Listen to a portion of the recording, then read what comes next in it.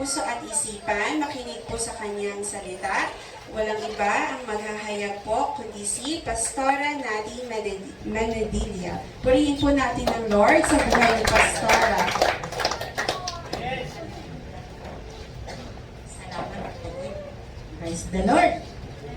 Hallelujah. Bago po ako mag-start, samahan niyo po ako sa panalangin. Hallelujah. Yes, Heavenly Father, we thank you, Panginoon, sa oras na ito na muli na lamang itinayong iyong anak. Dalangin ko po, O Diyos, hallelujah, dahil ang topic po namin ay faith. Dalangin ko po ang mga bawat salita mo, hallelujah, hallelujah, ay tumingin sa aming puso, maging challenge ng bawat isa, O Diyos, kung paano namin panghawakan ang pananampalataya na ipinagkaloob sa bawat isa amin. Tulungan niyo po kami na makasunod sa iyong kalooban at inaanyayan ko po ang Holy Spirit, hallelujah, na siyang magsasalita sa aming kalagitnaan. Maunawaan nila ang iyong salita ay napakalaga. Salamat po, O Diyos. Ito po ang aming samdalangin sa pangalan ni Jesus. Amen. Praise the Lord. Magandang hapon po sa ating lahat. Hallelujah. Praise God. Hallelujah. Talaga pong iniisip ko, hiningi ko po sa Panginoon, sabi ko, Lord, ano ba ang dapat na topic? Kasi lagi, faith, halos lagi natin naririnig.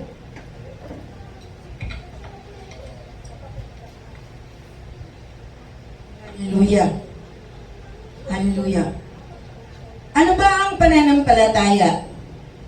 Ang pananampalataya po ay kaloob ng Diyos. Hallelujah. At ang pananampalataya na kaloob ng Diyos ang siyang magtuturo sa atin upang maging matatag.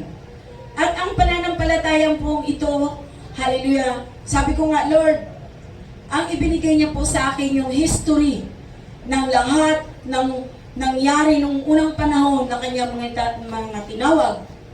The 12 Apostles of the Lord. Talaga naman pong, nung ako po'y makatapos mag-aral, kinalkal ko po lahat, yung mga pinag-aralan namin, natutunan ko sa Bible School, na-refresh ko lahat. Hallelujah, sabi ko nga, Lord, pagkatapos po noon, nanalangin ako, umiyak, ako nang umiyak. Kasi wala pa pala tayo sa kalahati na nangyayari sa ating pananampalataya. Samantalang, kung tutuusin natin yung mga unang panahon na tinawag ng Diyos sa pananampalataya, talagang nag-suffered a lot of pain. Hallelujah. Ang pamagat ko po ay Mateo 28:19-20. Ang teksto pala. At ang title, dahil po sila talagang ino-offer nila ang lahat hanggang sa kamatayan, pinamagatan ko pong, Lord, our life is yours. Di po ba? Talaga ang buhay natin ay sa Panginoon. So, gusto ko pong basahin at bigyan ng pasasalamat sa Panginoon. Nanawa, makakuha tayo ng aral doon sa mga unang tinawag ng Diyos. Sabi nga, ang salitang martyrs is a famous history that happened on the 12 disciples.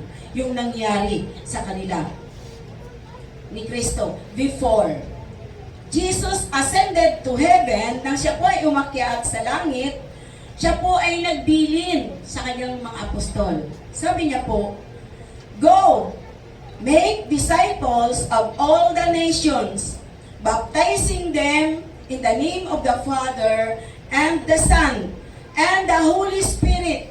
Verse 20. Teach these new disciples to obey all the commandments I have given you. And be sure of this, I am with you always, even to the end of the age. Hallelujah. Talaga pong iyon ang kabilin-bilinan ng Panginoon na ihayag ang kanyang salita at gawing disipulo ang lahat ng bansa at bautismuhan sa pangalan ng Ama at Anak. Ginawa po nila yun. Ngayon, hallelujah. At nang sila po ay nangangaral na, hallelujah, hallelujah, marami pong tao ang na-convert into Christian. Kahit na po dumanas ng mga pag-uusig, katulad po ng stoning, yung pagbato, burning, sinunog, skinning alive. Grabe po, talaga. Kaya ako'y naiyak po dito ang pinag-aaralan ko. Crucified, thrown into boiling oil, and others sowing nilagari, and us at pinalakol. Hallelujah. Ginawa ba nila? Yun ang tanong ko dito. Ginawa pa nila. But where, nasaan na sila ngayon? And anong nangyari sa kanila? Dahil sa kanilang pananampalataya at tagasunod ni Kristo, sila po ay nalagay sa kamatayan. Hallelujah. Ngayon, unahin po natin si Bartolome. Si Bartolome po, hallelujah, hallelujah, isang apostol ng Panginoon, skinned alive. Binalatan po siya ng buhay. Sa atin po sa ngayon, hindi pa po nangyayari yan. Sa history po ako, bago na po yung binalatan siya ng buhay and beheaded, pinutulan ng ulo. Because he preached the gospel, dahil hinihag nila ang salita, dahil sa kanilang pananampalataya at pagsunod sa utos ni Jesus to share His word to the people sa lahat ng tao, ipahayag. At ang ibang balat po ni Bartolome, sabi po doon sa references ng book, sabi po doon, hallelujah, at ang ibang buto ay nanatiling nakatago sa Basilica of St. Bartolome in Rome, sa Roma po. At ang ibang bahagi ng kanyang bungo, ito po ay nasa Frankfurt, Germany. At ang kanyang arms is venerated at the Canterbury and England. Tamo po naghiwalay. Naghiwalay ito, naghiwalay. Ngayon, si Andrew and Peter, pareho po sila. Crucified upside down. Pinako po sila pareho, pabaliktad. Ang X. Yung pong cross ay ang ganyan. Tapos, tinalian po sila. Tinalian sila bago po sila, hallelujah, nagalit po sila dahil si Governor Ahisias was angered by Apostle Andrew due his preaching, and Governor's family convert to a Christian. Dahil sa kanyang paghayag ng salita, yung pamilya ng governor ay na-convert sa Kristiyano. Kaya po siya ay nagalit. Kaya inutusan po ang mga sundalo na hulihin sila. Sabay po si Peter po at saka si Andrew, pareha po ng kaligayan kung paano sila pinatay. Hallelujah. Si Peter po, ang sabi niya, he was on request. Siya po ang nag-request to crucify. He said, he was not worthy to be crucified the same way as Jesus Christ. Siya po ang nag-request kung paano siya patayin.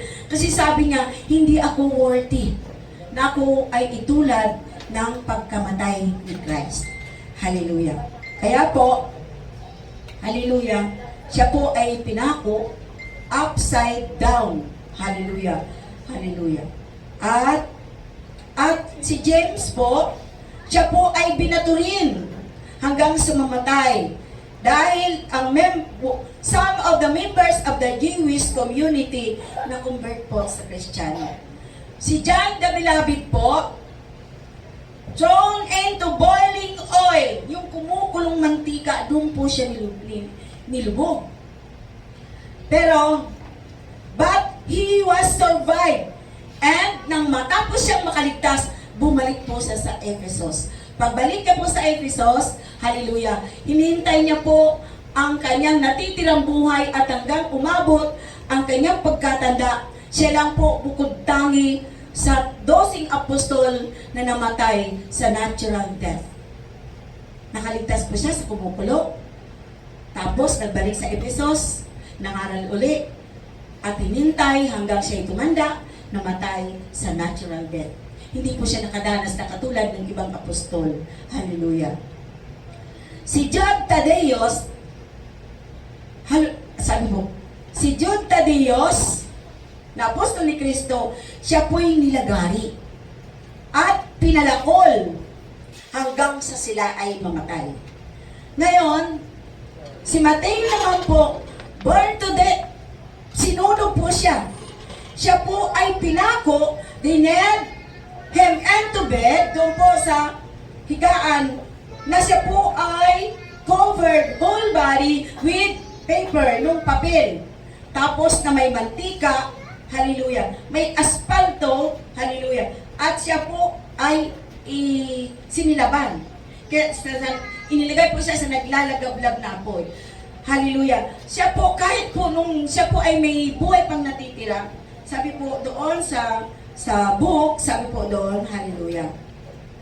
Sabi po doon, he was able to endure the torture while praising and preaching.